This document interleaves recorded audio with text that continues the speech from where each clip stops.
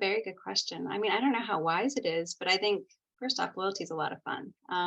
I think the thing that you learn as you get more experience is that the whole like try and fail. You try lots of stuff, and if you see the same stuff and the same results, and you're doing the same campaigns, and a lot of businesses require that because you have to hit the monthly targets and the quarterly, and you know how to hit them because of historical campaigns or things. But that's so boring, and then it's so incremental. So I feel like what I've learned in our organization, because we were a startup and we had to start a program, and we still act like a startup even though we're about 15 years old. So what I think is really cool, and what you learn if you've had the chance to try and fail and try is you have to do really weird different stuff to get much bigger results. So anything that's kind of the same, or anything that's small, you get incremental results, you get small gains. But if you really want big gains, or you really want to do cool stuff, you want to win the awards, you want to have huge year-over-year growth, you want to get into new audiences, you have to do huge risks and take big leaps, and that's the only way to do it. I think I didn't realize that before. I think you safe is safe, and so everyone likes to be safe, and the safe is really boring. And so it's cool to try new things, and certain organizations embrace that and others don't have the ability. And so I think my younger self, it would be, hey, make sure you jump into the startup stuff much earlier because it's much more fun. Benchmark. I think there's a lot of programs that operate in isolation. They operate with blinders on, and they don't know their consumer. They think that what they put out there is simple. They think that the reward charts are fair. They don't understand that consumers have choice.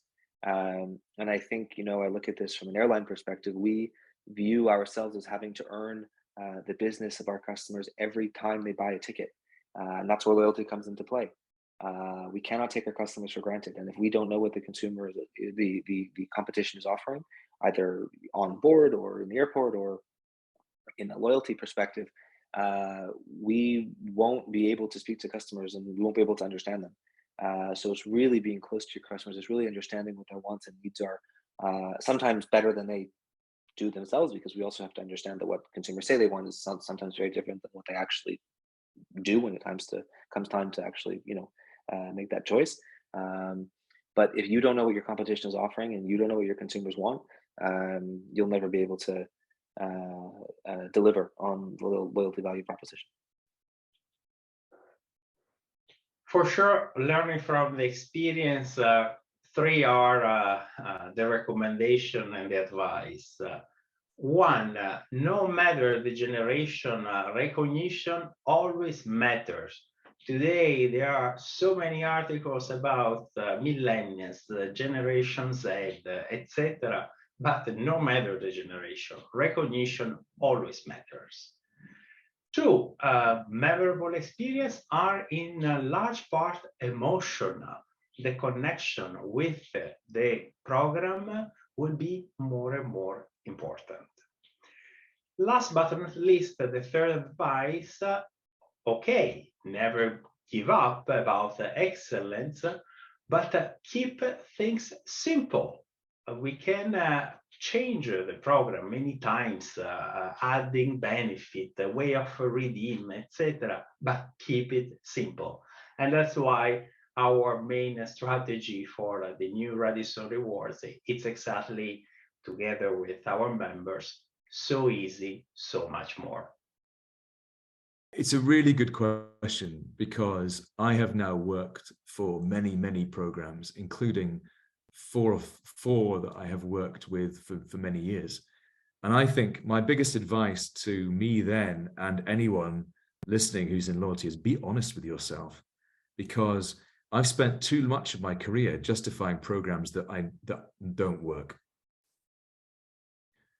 Okay, I know now that programs do work, that loyalty can change behavior, and loyalty can provide vast and big benefits to the lead brand, but only if it works, and only if the proposition is right.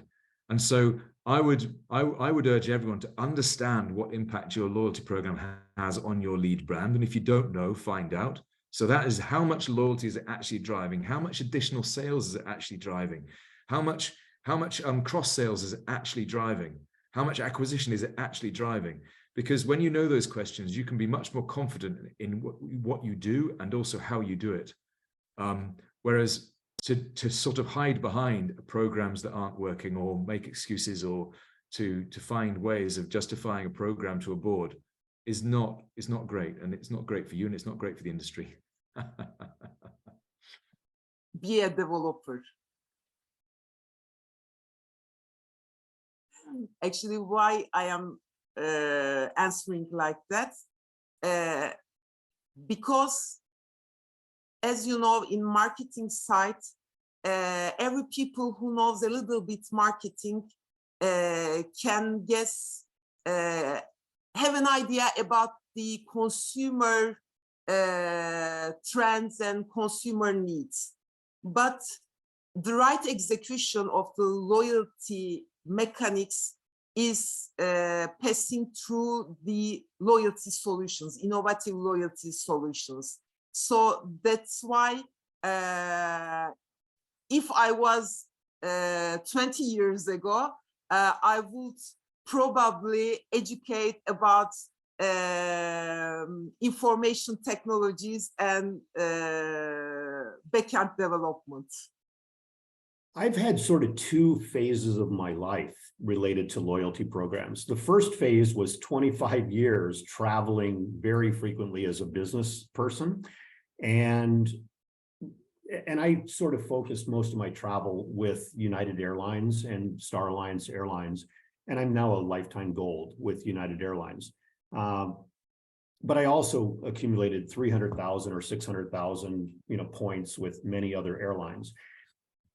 And I probably wouldn't change that because I wouldn't have gone out of my way to fly on United Airlines in order to earn more points. I was often more interested in, getting to my destination as quick as possible or saving money on the flight when necessary. But anyway, I was a member of many loyalty programs for 25 years, and I could have done a better job if I understood the industry better in accumulating value faster. I probably would have used co-branded credit cards much more than I did.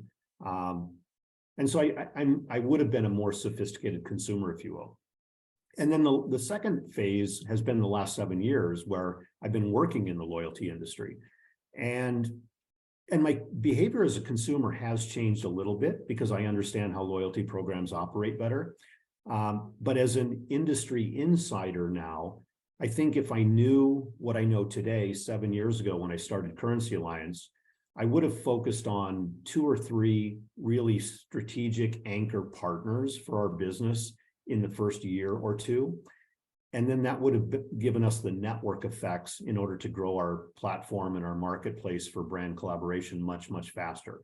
Because I guess because I was naive in the way that the industry works, it sort of took until the 3rd or 4th year where we started to see network effects where one partner was inviting another partner, and then that partner would bring in 3 more partners.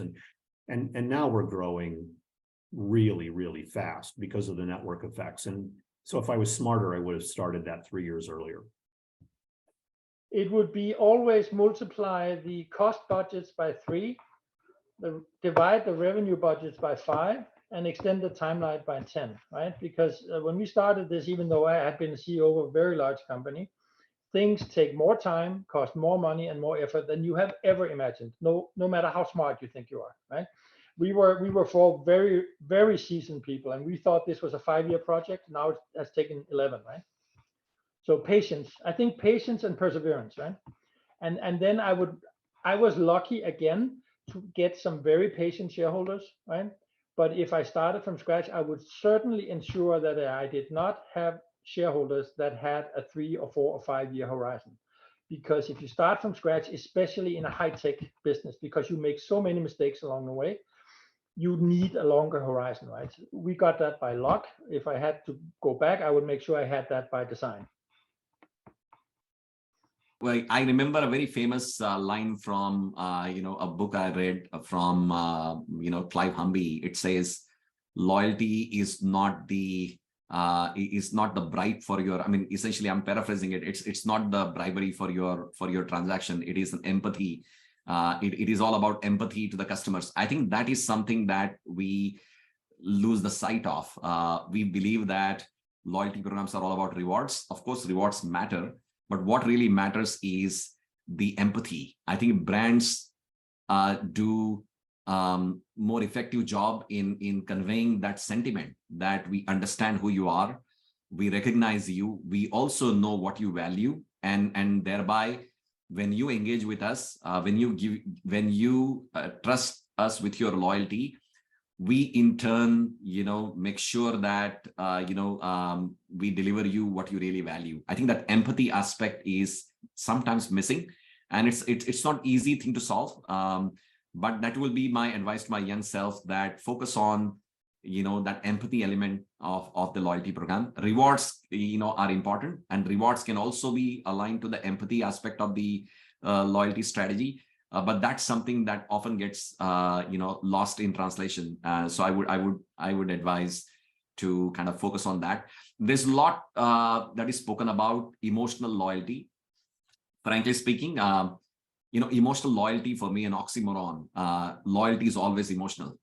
So there is nothing like non-emotional loyalty or unemotional loyalty. So I think it's an analyst created word that doesn't have much meaning. I think loyalty is always emotional. Loyalty is about expression of empathy of the brand towards the customer. I think that's what I would advise to my younger self.